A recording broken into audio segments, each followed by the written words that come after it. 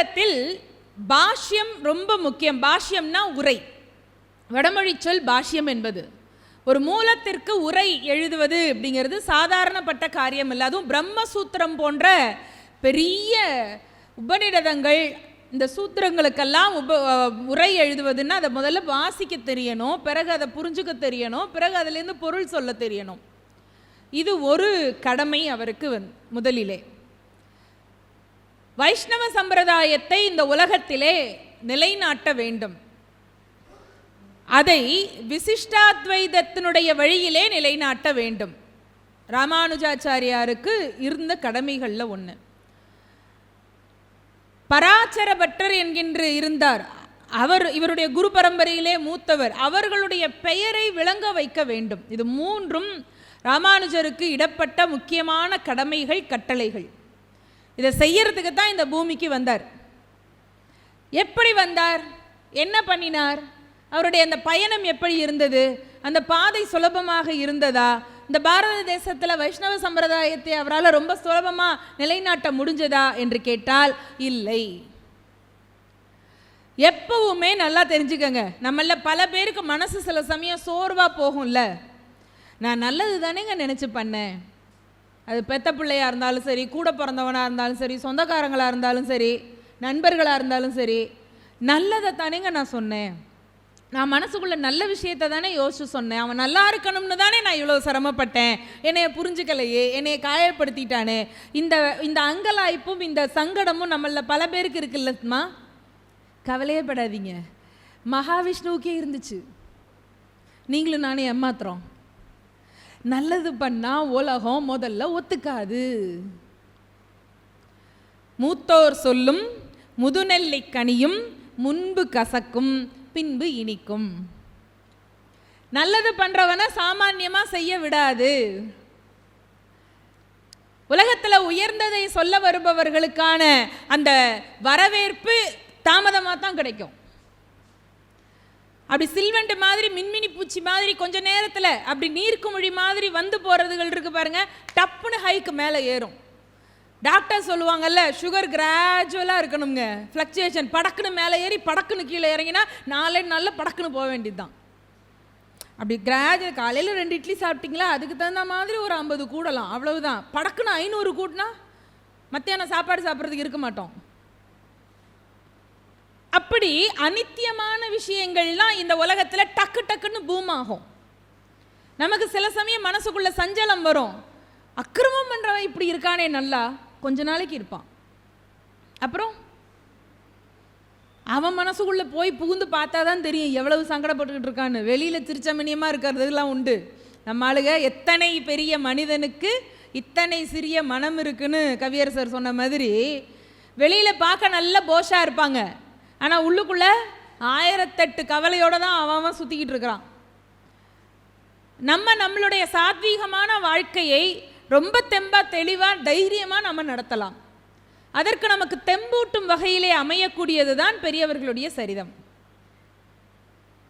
ஸ்ரீபெரும்புதூர் என்கின்ற மிகச்சிறந்த ஒரு திருத்தலத்தில் ஆசூரி சோமயாஜுலு என்கின்ற பெருமகனாருக்கும் காந்திமதி அம்மைக்கும் திருமகனாக வந்து வாய்த்தார் நம்முடைய ராமானுஜர்.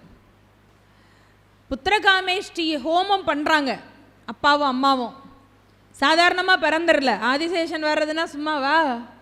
புத்திரகாமேஷ்டி யாகம் பண்ணுறாங்க. பூவிருந்தவல்லியில் பிறந்து காஞ்சி வரதருக்கு திருவாலவட்டம் கைங்கரியம் செய்த திருக்கச்சி நம்பிகளுடைய அறிவுரையின்படி சோமயாஜுலு சாஸ்திரிகள் காந்திமதி அம்மை புத்திரகாமேட்டி யாகம் செய்த பிறகு ஒரு வியாழக்கிழமையில் குருவாரத்தில் வளர்பிறை பஞ்சமி திதி பார்த்து வந்து அவதரிக்கின்றார் ஸ்ரீ ராமானுஜாச்சாரியார். குழந்தை பிறந்து வளர்ந்து பார்க்குற போது அப்படியே தங்க விக்கிரகமாக இருக்கு. காந்திமதி அம்மாவனுடைய அண்ணா திருமலை நம்பிகள் வரார் அங்கேருந்து. அப்படியே அள்ளி அணைச்சிக்கலாம், அப்படியே வாரி கட்டிக்கலாம். அப்படி ஒரு அழகு குழந்தை தங்கைக்கு பிறந்திருக்கு. மருமா பிறந்துட்டான், மாப்பிள்ளை பிறந்துட்டான். தாய்மாமா வந்து பேர் வைக்கிறாரு. தாய்மாமாவுக்கு அவ்வளவு முக்கியத்துவம் உண்டு. இன்னைக்கு தாய்மாமான்னா சீர் வச்சா தான் அவன் மாமன். கொண்டு வரலைன்னா மாமனாவது மண்ணாவது போயிருச்சுங்க. சீர் எதுக்கு தெரியுங்களா? அந்த பெண்ணுக்கு பிறந்த வீட்டினுடைய ஆதரவு இருக்குன்றதை காட்டுறதுக்கு தான். இல்லாட்டா வச்சாகணும்னு ஒரு கட்டாயமும் கிடையாது. இப்பெல்லாம் பொண்ணை கட்டின தங்கச்சியவோ அக்காவையோ கட்டின மாப்பிள்ளமார்கள் கூட எதுவும் கேட்குறதில்ல மச்சாங்கிட்ட. அக்கா தங்கச்சியே கேட்டுருதுங்க. லிஸ்ட்டு போட்டு, அண்ணே வரும்போது உன் மருமகனுக்கு வைரத்தோடு வாங்கிட்டு வந்துடுங்க. எதுக்கு? காது குத்துறதுக்கு. இது மருமகனுக்கு காது குத்துறதுக்கு இல்லை, மாமங்காரனுக்கு காது குத்துறதுக்கு. வரும்போது வைரத்தில் வாங்கிட்டு வந்துடுங்க. அப்புறம் ஒரு 51 தட்டு சீரு வச்சிரு. நான் ஒன்று கேட்குறேங்க, இந்த சீரு தட்டு வைக்கிறோமே 51 தட்டு 108 தட்டுன்னு வைக்கிறோமே, அதில் வச்சிருக்கிற வாழைப்பழத்தையும் மாம்பழத்தையும் நம்ம எல்லாரும் முழுசாக சாப்பிட்டதா சரித்திரம் இருக்கா? அந்த பிஸ்கெட்டில் பாதி நமுத்து வெளியில் தானே கொட்டுறோம், அந்த சாக்லேட்டை பாதி எறும்பு தானே சாப்பிடுது. அப்புறம் எதுக்கு அதை வைக்கிறோம்? ஒரு காலத்தில் சொந்த பந்தம் எல்லாம் வருவாங்க, ஒரு நாள் கல்யாணம்னாலும் அதுக்கு 7 நாள் தங்கியிருப்பாங்க. குழந்தைங்களுக்கெல்லாம் அதை பிரித்து கொடுப்போம். இப்போ அப்படி கிடையாது. இப்போ வேணுமா 10 நிமிஷத்துக்கு முன்னாடி ஆர்டர் பண்ணால் அடுத்த 10 நிமிஷத்தில் கையில் வந்து சுட சுட விழுகுது சாப்பாடு. காலம் மாறி இருக்குது. செலவுகளுக்காக சொல்கிறேன். அண்ணங்காரன்ட்ட தங்கச்சிகளே இப்போ கேட்குதுங்க இதெல்லாம் கொண்டு வான்னு. ஆனால் காந்திமதி அம்மையினுடைய தமையனார் திருமலை நம்பிகள் வருகிறார், பிள்ளையை பார்க்கிறார். அழகா அந்த தாய்மாமா வந்து தான் பிள்ளைக்கு ராமானுஜன் என்கின்ற திருநாமத்தை சூட்டுகின்றார். ராம அனுஜன். அனுஜன் அப்படின்னா பக்கத்தில் இருக்கிறவன் அர்த்தம். ராமனுக்கு எப்பவும் பக்கத்திலேயே இருந்தவன் யாரு? லக்ஷ்மண ஆழ்வார், லக்ஷ்மண பெருமாள். அப்போ லக்ஷ்மண பெருமாள் யாரு? ஆதிசேஷனுடைய அவதாரம். அப்போ ராமானுஜர் யாரு? சாக்ஷாத் ஆதிசேஷனுடைய அவதாரம். இங்கே தர்மத்தை நிலைநாட்டுவதற்கு வைஷ்ணவ சம்பிரதாயத்தை தலைநிமிர வைப்பதற்காக அவதரிக்கின்றார். பிள்ளை அழகாக வளருகிறது. பிள்ளைக்கு கல்வி போதிக்க வேண்டும். அதுக்கு முன்னால வைஷ்ணவ சம்பிரதாயத்தின்படி, பிராமண சம்பிரதாயத்தின்படி பிள்ளைக்கு பிரம்மோபதேசம் செய்கிறார்கள். உபநயனம். உபநயனம் அப்படின்னா, நயனம்னா கண்ணு, இது உபநயனம். உபனா இன்னொன்று சேர்ந்துருக்கிறது. 2 கண்ணு இருக்கு இல்லையா, இன்னொரு கண்ணு சேர்றது. அது என்னம்மா இன்னொரு கண்ணு அப்படின்னா, இப்போ 2 கண்ணை திறந்து பார்த்தா எதிரில் இருக்கிற காட்சி நமக்கு தெரியுங்க. உள்ளே இருக்கக்கூடிய அந்தர்யாமியான ஞானக்கண்ணை குழந்தைக்கு திறந்து வைக்கக்கூடிய வைபவத்திற்குத்தான் உபநயனம் என்று பொருள். உபநயன விதி முடித்து மறை ஓதுவித்தவன் வசிட்டனே கான் என்று ராமபிரானுக்கு அதை பண்ணினதாக விஸ்வாமித்திரர் சொல்வதாக கவி சக்கரவர்த்தி சொல்றாரு. தசரத மகாராஜாவுடைய பிள்ளைன்ன உடனே ஜனகன் கொஞ்சம் பேக் அடிக்கிறாரு. ஆத்தாடி 60,000 மொண்டாட்டியில் கட்டினவன் அவனுக்கு, அவன் பிள்ளைக்கு போய் என் பொண்ணு சீதையை கேட்டு வந்திருக்கிறாருன்னு ஜனக மகாராஜா மனசுக்குள்ளே விதுக்குங்குது. சொல்ல முடியாது, ஏன் சக்கரவர்த்தி விட்டு பிள்ளை அப்படியெல்லாம் என் பொண்ணை தரமாட்டேன்லாம் அப்படிலாம் படக்குன்னு இப்போ மாதிரிலாம் பேசிட முடியாது. இப்போ பொண்ணு வீட்டுக்காரங்க கொடுக்குற லிஸ்ட் இருக்குது பாருங்கள், அது எல்லா சமூகத்துலேயும் அட்ராசிட்டி. முன்னாடியெல்லாம் வரதட்சணை கொடுமைன்னு பெண் வீட்டார் கேஸ் போட்டது போக, இப்போ வர வர பார்த்தீங்கன்னா மாப்பிள்ளை பசங்க வரதட்சணை கொடுமை பண்ணுறாங்கன்னு போலீஸ் ஸ்டேஷனில் போய் நிற்கிற நிலமை வந்துக்கிட்டு இருக்கு. மாதம் 2 லட்சம் சம்பளம் வேணும், ஸ்கூட்டர் இருக்கக்கூடாது, ஸ்கூட்டரும் இருக்கணும் காரும் இருக்கணும். எதுக்கு? நீ ஒரு நேரத்தில் ஒரு இதில் தானே போகிற. இந்த பொம்பளை பிள்ளைங்க கேட்குறது சொந்த வீடு இருக்கணும், கார் இருக்கணும், ஒரு 100 அதான் ஒரு 4-5 லட்ச ரூபா சம்பளம் இருக்கணும், 100-200 பவுன் நகை அவன் போடணும். ஆனால் மாமனார் மாமியார் நாத்தனார் இருக்கக்கூடாது. கேட்குறாங்களா? சரி, இப்போ பிள்ளைக்கு உபநயனம் செய்கிறார்கள். உபநயனம் செய்ய வைத்து அதற்கு பிறகு அவனுக்கு அந்த பிரம்மோபதேசம் என்கின்ற அந்த வைபவம் செய்கிறார்கள். அந்த காலத்தில் 5 வயதில் பிரம்மோபதேசம் பூநூல் போடுறதுமா, 7 வயசில் கொண்டு போய் குருகுலத்தில் சேர்த்துருவாங்க. 7 வயசில் சேர்த்தா அதுக்கப்புறம் ஒரு 12 ஆண்டுகள் குறைந்தபட்சம் அவங்க குருகுலத்தில் இருப்பாங்க. 19 ஆண்டுகள் ஆகும். இந்த உபநயனம் முடிச்சுட்டு 2 வருஷம் வீட்டில் இருந்து அதுக்கப்புறமா குருகுலத்துக்கு போகிறாங்க பார்த்தீங்களா, அறிவு தேடலுக்கு. அதுக்கு இடையிலேயே இந்த பையனுக்கு இந்த பொண்ணு தான்னு உறவு முறையில் பேசி கல்யாணத்தையும் முடிச்சு வச்சுருவாங்க. அந்த பெண் பிள்ளை அந்த காலத்தில் சொல்கிறேன் நான், முன்னாடி காலத்தில் பால்ய விவாகம் இருந்த காலத்தில். பிறகு அந்த பெண் பிள்ளை அப்போ பூப்பெய்தி இருக்க மாட்டா, சின்ன பிள்ளையாக தான் இருப்பா. திருமணம் முடிச்சுட்டு அந்த பெண் அப்பா வீட்டில் தான் இருப்பா. அவள் பூப்பெய்திய பிறகு இந்த வாலிபர் கல்வி கற்று வந்த பிறகு இந்த புகுந்த வீட்டுக்கு மீண்டும் அழைத்து வருவார்கள். பிறகு இவங்க 2 பேருக்கும் ஒரு தனி குடித்தனம் வைத்து அவர்களை குடும்பம் நடத்துவதற்கு பெரியவர்கள் தள்ளி நின்று அவர்களுக்கு வழிகாட்டுவார்கள். எவ்வளவு திட்டமிட்ட பாருங்களேன். இப்போ நமக்கு பல பேர் வீட்டில் 2 பிரச்சனை வருது. ஒன்று, புதுசாக கல்யாணம் பண்ண ஜோடியை ஒன்று கண்டுக்காமல் விட்டுறோம், அல்லது அதுகளே எங்கேயாவது கிளம்பி போயிடுதுங்க, அல்லது ரொம்ப பிள்ளைங்களை பார்த்துக்குறோம் பேர்வழின்னு வீட்டில் உள்ள பெரியவங்க ஒன்னொன்றுக்கும் போய் மருமகிட்ட குழம்பு வச்சியா, கூட்டு வச்சியா, ரசம் வச்சியா, இப்படி மூக்க நுழைக்கிறது ஓவராக போகுது இருக்குல்லம்மா. ரொம்ப பிச்சுக்கிட்டு தள்ளியும் போக வேண்டாம், ரொம்ப உள்ளே போய் ஒன்னொன்றுக்கும் டைரக்ஷன் சொல்லவும் வேண்டவே வேண்டாம். ஒரு 2 அடி தள்ளி நின்று நீ அந்த வீட்டில் இரு, நான் இந்த வீட்டில் இருக்கேன், என்ன ஏதுன்னு வேணும்னா கேட்டுக்கோங்கிற அந்த ஒரு இடைவெளி விட்ட உறவு முறை என்பது அந்த காலத்தில் இருந்தது. இப்போவும் தானேங்க தனியாக இருக்கும் அப்படின்னா, இப்போ இருக்கிறது கோவத்தில் பிச்சுக்கிட்டு ஒருத்தருக்கு ஒருத்தர் முகத்தை திருப்பிட்டு போகிறதுக்கு பேர் இல்லை. 2 பேரும் இணக்கமாக இருந்தாலும் 2 குடும்பமும் ஒரு இடைவெளி விட்டு இருக்கணும். ஏன்? அவங்களுக்கு ஒரு பொறுப்பு வேண்டும். இது அந்த காலத்து முறை. அதன்படி ராமானுஜருக்கும் தஞ்சமாம்பாள் என்கின்ற ஒரு நல்ல பெண்மணியை பார்த்து திருமணம் செய்து வைக்கிறார் சோமையா. அவர் மன்னிக்கணும், அவருக்கு பிரம்மோபதேசம் முடிஞ்ச உடனே தந்தை சோமயாஜுலு மறைந்து விடுகிறார், இறைவனை செய்து விடுகிறார். தாய் மாமா திருமலை நம்பிகள் தஞ்சமாம்பாள் என்கின்ற பெண்ணை பார்த்து, உறவு பெண்ணை பார்த்து ராமானுஜருக்கு திருமணம் செய்து வைக்கிறார். இது எல்லாம் அவருடைய உலகியல் வாழ்க்கை. தஞ்சமாம்பாளும் ராமானுஜரும் குடுத்தனம் நடத்தி வருகிறார்கள். அப்படி வர்ற போது ராமானுஜருடைய அந்த அறிவு தேடல் கொஞ்சம் கொஞ்சமாக ஒரு உயர்ந்து கொண்டே போகிறது.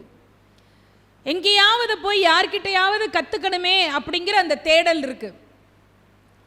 காஞ்சி மாநகரத்திலே யாதவ பிரகாசர் என்கின்ற ஒரு முனிவர், ஒரு பெரிய குரு, அவர்கிட்ட போய் கற்றுக்க வேண்டும் என்று அவரிடம் சென்று மாணவராக சேருகின்றார். யாதவ பிரகாசர் அத்வைதி. அத்வைதி என்றால் அத்வைதம், பகவான் வேறு ஜீவாத்மா வேறு இல்லை, இரண்டும் ஒன்று அப்படின்னு சொல்றது அத்வைத்தம். இதனுடைய குணம் வேறு, அதனுடைய குணம் வேறு, இது வேறு அது வேறு, அதுக்கு சம்பந்தமே கிடையாது என்று சொல்வது துவைதம். இந்த பரமாத்மாவுக்குள்ளே இருந்து வெளிவந்தது தான் ஜீவாத்மா. ஆனால் அதே நேரத்திலே அதனுடைய குணத்தையும் இது எடுத்துக்கொள்ளும் என்று இந்த துவைதம் அத்வைதம் இரண்டையும் ஏற்று கொண்டு வந்ததற்கு பெயர் தான் விசிஷ்டாத்வைதம். இப்போ நான் இப்படி எளிமையாக சொல்கிறேனே, இன்னும் எளிமையாக புரிஞ்சுக்கிறதுக்கு சொல்கிறேனே. இப்போ இந்த தண்ணீர் இருக்குங்க, இந்த குடிக்கிற தண்ணீர் தானே இது எனக்கு. இந்த குடிக்கிற தண்ணி வேற, நான் வேற அப்படின்னா அது துவைதம். 2 இருக்குது.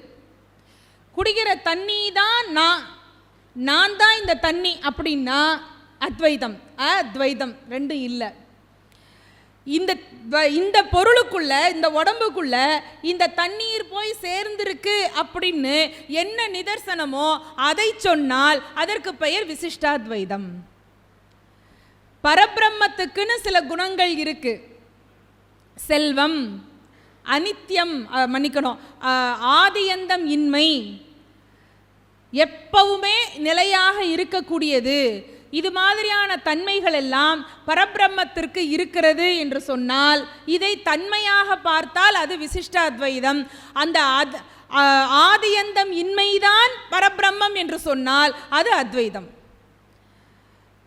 எண்குணத்தான் தாளை வணங்காத்தலைன்னு வள்ளுவர் ஒரு வார்த்தை பயன்படுத்துவார், தெரியுமா உங்களுக்கு? மறந்திருக்க மாட்டீங்கன்னு நினைக்கிறேன்.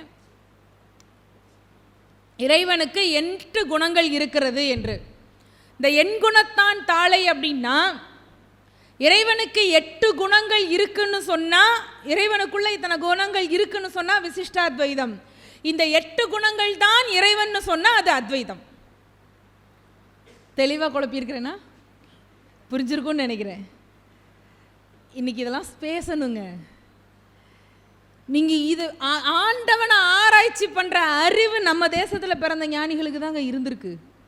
எந்த உலகத்தில் இருந்திருக்கு? இந்த விசிஷ்டாத்வைதத்தை உலகத்திற்கு பரப்புவதற்கு வந்தவர் நம்முடைய ராமானுஜாச்சாரியார். யாதவ பிரகாசர் கிட்ட போய் சீடராக சேருகிறார். யாதவ பிரகாசர் அவருக்கு நிறைய உபதேசங்கள் செய்கிறார். அவர்கிட்ட மாணாக்கராக பயில்கிறார். ஆனால் குருவுக்கும் சிஷ்யனுக்கும் எப்பவும் முட்டிக்கிட்டே இருக்கு. ஏன்? யாதவ பிரகாசர் அத்வைத சித்தாந்தத்தில் இருப்பவர். அத்வைதத்திலே இருந்து பிறகு அதிலே இருந்து மாறுபட்ட கருத்தை கொண்டு வந்து நிறுவ வந்தவர் நம்முடைய ராமானுஜாச்சாரியார். அதனால குரு என்ன விளக்கம் சொல்றாரோ அது எல்லாம் தவறுன்னு இவர் வாதம் பண்ணுகிறார். 2 பேருக்கும் நிறைய வாதம் நடக்கிறது. கொஞ்ச நாள் ஏதோ நம்ம வீட்டில் பிள்ளை நம்மளை எதிர்த்து பேசுதுன்னா முதல்ல ரசிப்போம். அப்புறம் என் பிள்ளை என்னை தாண்டி பேசுது பாரு அப்படின்னு 2 இடத்துல பெருமை பேசுவோம். அதே வயசு கூட கூட நம்மளை எதிர்த்து பேசுகிறான்னா சப்புன்னு 2 விட மாட்டோமா? அகராதி பயம் அவனே, இப்படியா பேசுவ, திட்டுவோம்ல நம்ம. இங்கே யாதவ பிரகாசருக்கும் அப்படி தான் ஆச்சு. ஆரம்பத்தில் தன்னை தாண்டி விளக்கம் சொல்கிறான் ராமானுஜன்னு சொன்னபோது அவருக்கு அது பெருசாக தெரியல. சின்ன குழந்தை ஏதோ சொல்கிறான்னு.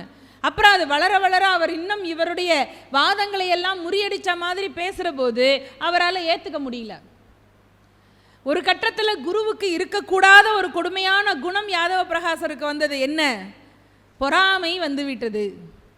கு என்று சொன்னால் இருள், ரு என்றால் அதை நீக்குபவர். அது அந்த இருளை, அறியாமை இருளை, பொறாமை இருளை, கோபம் என்னும் இருளை, இதையெல்லாம் நீக்கினால்தான் அவங்களுக்கு பேர் குரு. அந்த குருவுக்கே இந்த குணம்லாம் வந்துருச்சுன்னா அவர் குருஸ்தானத்திலே இருந்து மாறக்கூடிய தன்மை வந்துடுது இல்லையா? ஒரு கட்டத்தில் ராமானுஜர் மேலே அவருக்கு ஒரு எரிச்சல் வந்தது. ராமானுஜரை பார்த்து சொன்னார், இங்கே பார், நான் சொல்கிறத கேட்டுட்டு அப்படியே வாய மூடிட்டு இருக்கிறதா இருந்தால் இங்கே இரு, இல்லைன்னா என்னுடைய குருகுலத்தை விட்டு வெளியில் போ என்று சொல்லிவிட்டார். ராமானுஜருக்கு வருத்தமாக போச்சு. கொஞ்ச நாள் நம்ம ஸ்கூல்லெல்லாம் பாருங்களேன், டீச்சரை அடித்த உடனே ஸ்கூலுக்கு போக மாட்டேன்னு நம்ம வீட்டில் பயிலுக்கு உட்காந்துருப்பான் பாருங்கள்.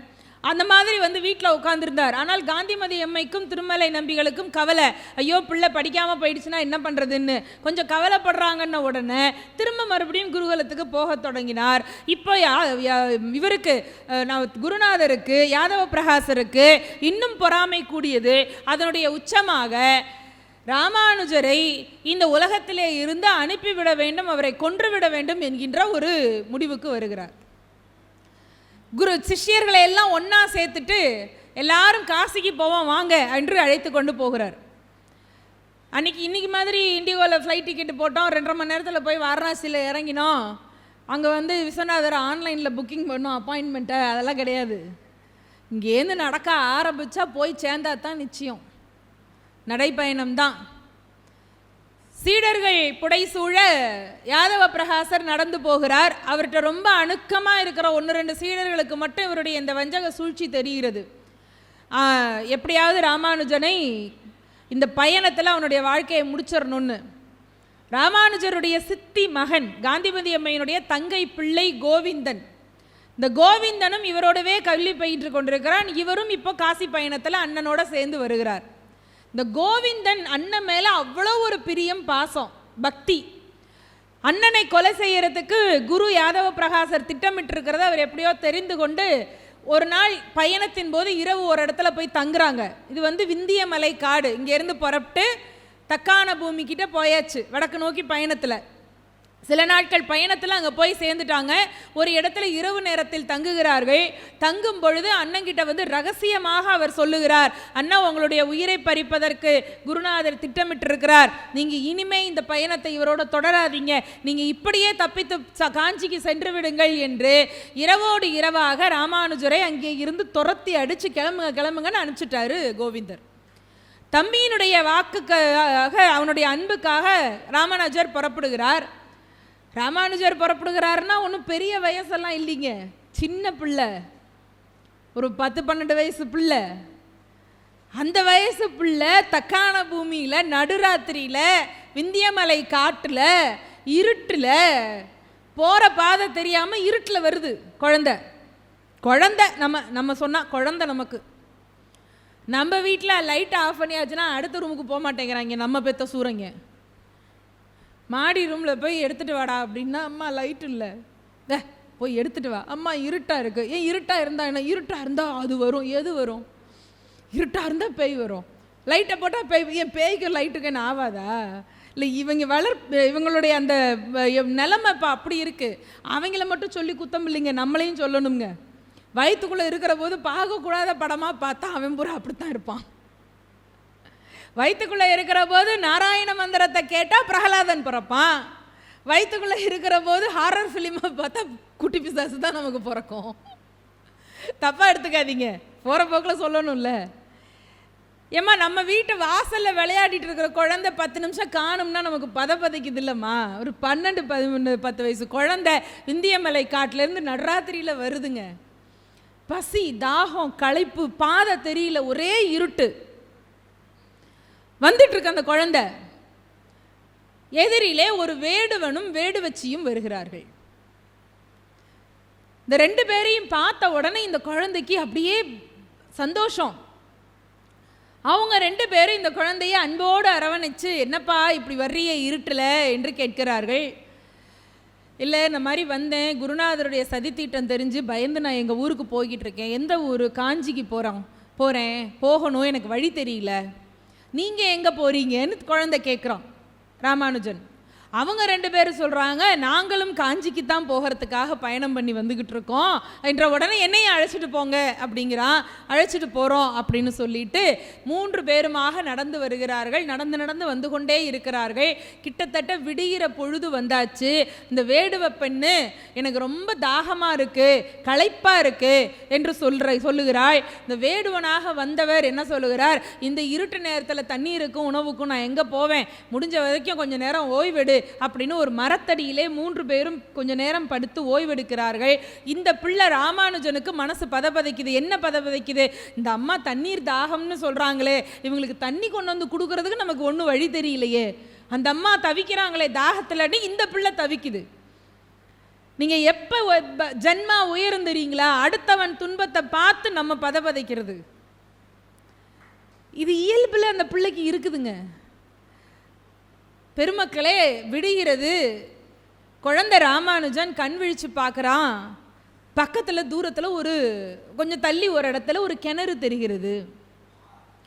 கருக்கல் நேரம், விடிஞ்சிரு அறகுறையாக வெளிச்சம். தள்ளி இப்படி பார்த்தோன்னா கிணறு தெரியுது. இவனுக்கு கண்ணு விழிச்ச உடனே அந்த அம்மா தாகத்தில் துடிச்சாங்களா, கடகடகன்னு ஓடி போய் அந்த கிணத்துக்குள்ளே இறங்கி தண்ணீரை எடுப்பதற்கு முகர்ந்து கொண்டு கையில் இருந்த ஏதோ ஒரு இதில் எடுத்துக்கொண்டு இப்படி மேலே வருகிறான்.